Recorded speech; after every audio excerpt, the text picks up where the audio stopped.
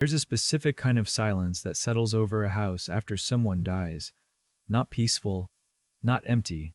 It's the silence of things unsaid, of people calculating, of old wounds getting a second wind. My father died on a Tuesday morning in March. I was 31. He was 64, which felt too young and also felt exactly like him. He never did anything on anyone else's schedule. I found out from his neighbor, Mrs. Aldworth, who had his emergency contact because my stepmother had never updated the paperwork after she moved out. That detail matters. Remember it. My dad and I had a relationship that took years to build, and about 2 conversations to ruin, and then more years to rebuild. When I was a teenager, he worked nights at a logistics company, and I barely saw him. We communicated mostly through notes left on the kitchen counter. Dinner in the fridge. Picked up your dry cleaning. Good game last week. Small things. But he never missed a game. Not once. Not in 8 years. He remarried when I was 20. Her name isn't important right now. What matters is that he was happy for about 3 years, then quietly unhappy for 2 more, and then divorced by the time I was 25. No drama. No screaming. He just called me one evening and said, "The marriage didn't take. I'm okay. How are you?" That was my father. He processed grief the way he processed most things. Quickly, privately, and then he moved on and meant it. After the divorce, he lived alone in the house he'd bought in the 90s. The one I grew up in. Small yard. Detached garage he used as a workshop. A vegetable garden that produced more zucchini than any 2 humans could reasonably eat. He gave bags of it to the neighbors every August. Mrs. Aldworth said she still had some frozen. He was careful with money, his whole life. Not cheap, careful. There's a difference, he used to point out. Cheap is not paying for things that matter. Careful is knowing which things actually matter. He drove the same truck for 14 years. He also took me to Italy when I graduated college. Just the 2 of us, for 10 days. Because he said that was the kind of thing a person should do once before the rest of life starts accumulating. When he died, he left a will. Clear, notarized, filed with his attorney. I knew about it in general terms because he'd mentioned it a few years back. Not in a morbid way, just the way he handled everything. Directly, without making it strange. "I've got things organized. You won't have to deal with a mess." He wasn't wrong. Or so I thought. The call came about a week after the funeral. My stepmother, his ex-wife, the one he'd been divorced from for 6 years, called me on a Thursday evening. I hadn't spoken to her in probably 2 years. We'd never been close. She was cordial enough when they were married, and then after the divorce, we both just quietly moved out of each other's lives the way you do when the person connecting you is no longer in the picture. She opened with condolences. She asked how I was holding up. Her voice had that particular softness people use when they want something but haven't said what yet. Then she said, "There are some things we need to sort out." Regarding the estate. I remember standing in my kitchen, one hand on the counter, trying to understand what "we" meant in that sentence. She had no part in his estate. They'd been divorced for 6 years. She'd remarried. I knew that much through the grapevine, though I hadn't been invited and hadn't expected to be. I said, "What do you mean?" She said she thought we should meet in person, that there were details that were complicated, that she had some concerns about how things had been left, and she thought a conversation, just the 2 of us, would help clarify things before anything went to the courts. I said okay. I agreed to meet her the following Saturday. I was 31 and had just buried my father 11 days earlier, and I wasn't thinking straight, and she was someone I'd once had dinner with on holidays, and it seemed like the kind of thing a reasonable person would do. I should have asked more questions. I should have asked why a divorced woman had concerns about her former husband's estate, and what exactly she thought she was owed, and why she was calling me instead of contacting his attorney directly. I didn't ask any of that. I agreed to Saturday, and we hung up, and I stood in my kitchen for a while, feeling vaguely uneasy in a way I couldn't name. The address she gave me was not a coffee shop. I assumed coffee shop. Maybe a restaurant. It was a law office. I walked in, and there was a receptionist in a waiting area with bad art and the smell of carpet cleaner, and my stepmother was sitting in one of the chairs with a man I didn't recognize. Late 50s, blazer, reading glasses pushed up on his forehead. 2 other people sat nearby with folders in their laps. I stopped in the doorway. She stood up and smiled at me. I'm so glad you came. I know this feels strange. The man in the blazer introduced himself as her attorney. Her attorney. I stood there in my coat, looking at the folder on the table in front of the empty chair they'd clearly left for me. And I understood what was happening before anyone said another word. This was not a conversation. This was an ambush. My stepmother and her attorney explained their position over the next 40 minutes. She had, in their view, a claim to a portion of my father's estate based on a verbal agreement made during the marriage. She claimed my father had promised her a portion of the house equity in the event of his death, regardless of the divorce. She also claimed that some of the financial accounts my father had accumulated during the marriage had never been properly divided in the divorce settlement and that she was owed back compensation. I listened. I kept my face neutral the way you do when every part of you is screaming and you've decided not to let it show. The attorney pushed a document across the table. It was a settlement offer. If I signed, I would agree to release to her a sum that amounted to roughly 40% of what my father had left. I looked at the paper. Then I looked at her. She had her hands folded on the table. Her expression was carefully sympathetic. I know this is hard, she said, but I genuinely believe this is what your father would have wanted. We were together for a long time. I gave up a lot during those years. I just want what's fair. The man next to her nodded slightly.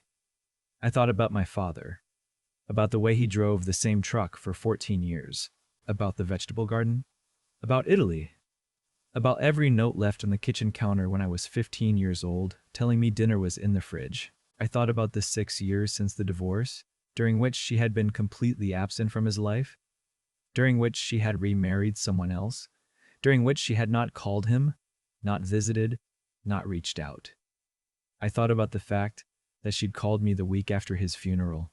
I picked up the document and read it carefully. Then I set it down. I'm not signing this, I said. Her attorney leaned forward. I want to make sure you understand the legal exposure here. If we proceed to... I understand what you're saying, I said. I'm not signing this. She looked at me with something that was trying to be hurt but landed closer to frustration. I hoped we could handle this as a family. We're not family, I said. It came out quieter than I expected. Not cruel, just true. You were married to my father. You haven't been family in 6 years. And I don't know what he told you privately, but I know what his will says, and I know it was notarized, and I know you had an attorney present at your divorce settlement. So whatever you think is owed to you, this isn't how you get it. I stood up. I put my coat back on. If you have a legal claim, I said, file it. His attorney's information is a matter of record. I walked out. My hands were shaking by the time I got to my car, not from fear, from the specific kind of adrenaline that comes from holding yourself still when everything in you wants to come apart. I sat in the parking lot for about 10 minutes. Then I called my father's attorney, a woman who'd handled his affairs for years and whom I'd met twice, and both times found to be exactly the kind of person you want in your corner when things get complicated. I told her what had just happened. There was a pause. Then she said, "Did you sign anything?" "No." Another pause. "Okay, good. Come in Monday." Don't communicate with her directly again. What happened over the next 3 months is the part of the story that I still find difficult to explain, not because it's complicated, but because it revealed something about people that I hadn't fully understood before. My stepmother filed a claim. Her attorney sent letters. The letters made arguments that my father's attorney described as creative in the particular tone lawyers use when they mean baseless but not dismissible. There were references to the verbal agreement she'd claimed. There were references to contributions she said she'd made to the marriage that had never been compensated. There was a letter that suggested I had exerted undue influence over my father in the years following the divorce, as though the fact that we had repaired our relationship was somehow evidence of manipulation. That one was hard to read. I printed it and stared at it for a while. My father and I had spent 6 years rebuilding something that had gone sideways when I was young. Saturday phone calls, a fishing trip we'd taken 2 years ago that neither of us had expected to be as good as it was. Him showing me, one afternoon in the garage, how to rebuild a carburetor, which I have never needed to know, but which felt like the most important lesson I'd ever been given. They were calling that manipulation. They were calling it undue influence. They were suggesting that a son loving his father was a legal red flag. I kept the letter. I did not respond to it. My attorney said the claim was thin, but that thin claim still costs money and time, and that we should expect a mediation process before anything got resolved. She was right. There was mediation. I sat across a table from my stepmother and her attorney in a beige room with fluorescent lighting, and my attorney sat next to me. And for several hours, people talked in careful professional language about what my father had intended and what could be proven and what couldn't. My stepmother cried twice. The second time, I think, was genuine. I didn't say much.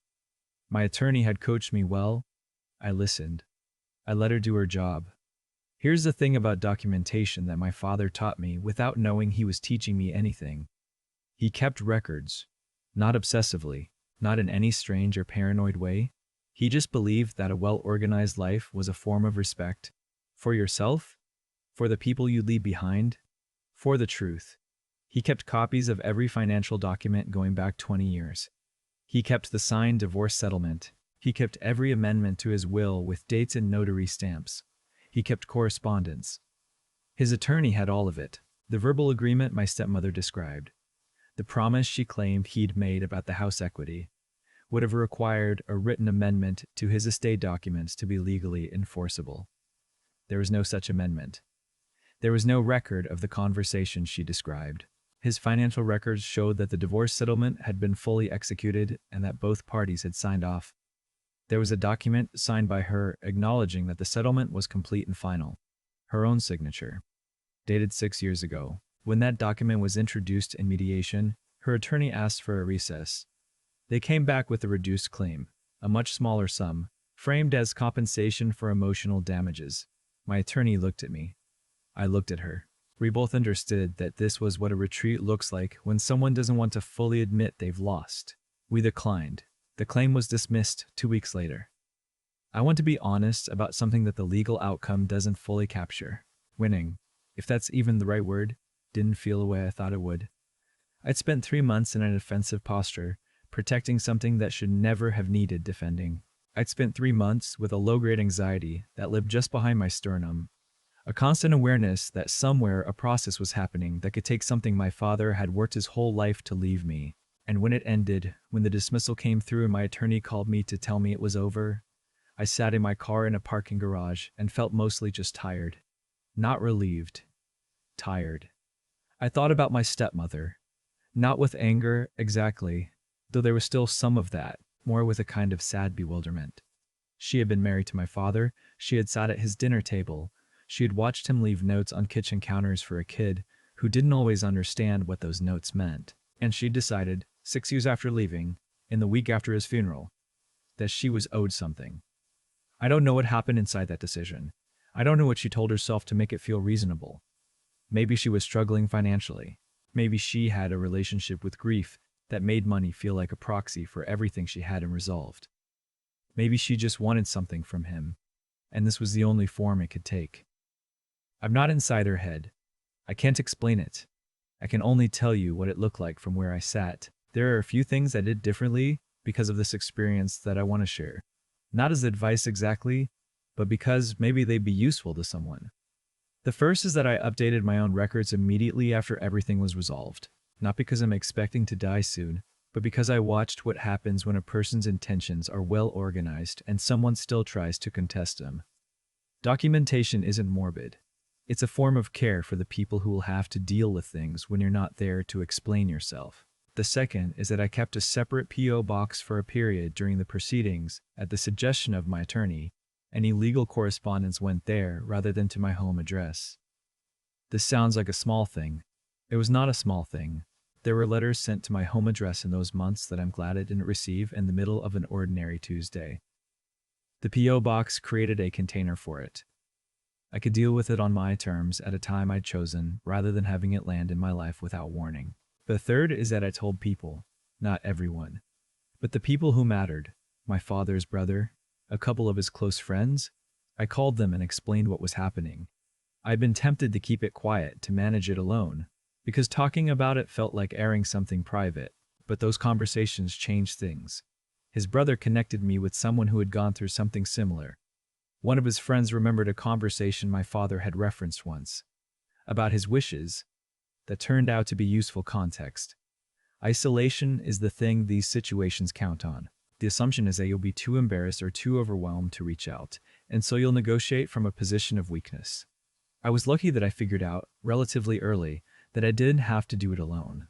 My father's house sold in the fall. I kept a few things: the workshop tools, some photographs, a jacket of his that I've worn twice but can't bring myself to get rid of. I donated the furniture to a place that distributes it to families getting back on their feet, which felt right in a way I can't fully articulate. He would have appreciated that, I think. He had a specific contempt for waste. The vegetable garden is still there, technically, though the new owners will likely do something else with that corner of the yard. Mrs. Aldworth asked if she could take a cutting from the tomato plant before the house closed. I said, of course. She cried a little. I did too. Grief is strange. It doesn't follow the timeline you expect. There are moments that catch you. The jacket in the closet, the voicemail you forgot to delete, a bag of frozen zucchini someone still has from last August. What I know is this: my father spent 64 years building a life carefully. He didn't accumulate things for the sake of it. He didn't leave notes on the kitchen counter for the sake of it. He did it because he understood, maybe better than most people, that the small, consistent things are actually the large things. He left what he left on purpose, to who he intended, because he thought about it and organized it and made it clear. Nobody got to take that from him, and I made sure of it. I've thought a lot about what actually happened in that beige room, not the legal part, but the human part underneath it. My stepmother didn't walk into that office as a villain. I don't think most people do. She walked in as someone who had made a series of small decisions over a long time, each one feeling reasonable in the moment, until she arrived at a place where contesting a dead man's will felt justified. That's how it usually works. Not a single dramatic moral failure. Just a slow drift, one rationalization at a time, until you're sitting across from your ex-husband's son with a settlement document and a hired attorney, and the genuine belief that you deserve something from a life you left 6 years ago. I don't say that to excuse it. I say it because understanding it was the only way I could stop being angry about it, and I needed to stop being angry about it to think clearly. What protected me wasn't luck. It wasn't even entirely my father's attorney, as good as she was. What protected me was that my father had spent his whole life doing the unglamorous work of being organized. He kept records. He filed documents. He updated his will. He left nothing ambiguous, because he understood, at some practical level, that ambiguity is where people get hurt. Not always by bad actors, sometimes just by grief and confusion and competing memories of what someone once said. He gave me that, not just the inheritance, the clarity, the paperwork, the clean record of his intentions, and I gave myself something too, which took me longer to recognize. I didn't sign anything in that first meeting. I didn't panic. I didn't negotiate from fear.